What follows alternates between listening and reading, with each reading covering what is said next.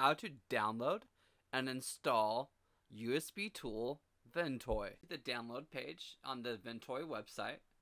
Pick which distribution you're using, whether it's Windows, Linux. In my case, we're going to do Windows. And then we're going to go to the downloads folder. Once in the downloads folder, we're going to extract the folder. Before this next step, you want to make sure the USB that you're using for the USB tool is plugged into your computer.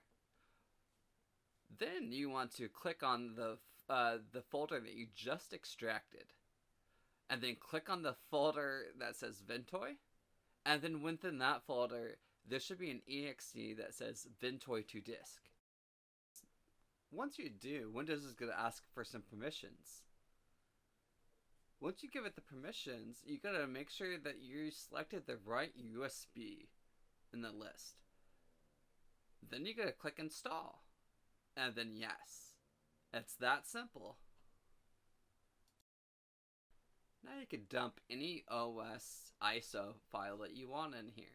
Then you can plug it into your computer if it allows you to, and boot up and install any OS system. The only reason you wouldn't be able to is if it has secure boot or anything like that, and you could either turn it off, but I believe Ventoy has a feature where it even works with secure boot on.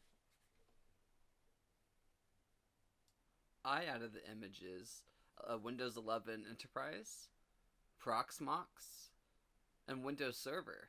We're going to be doing a project with these shortly.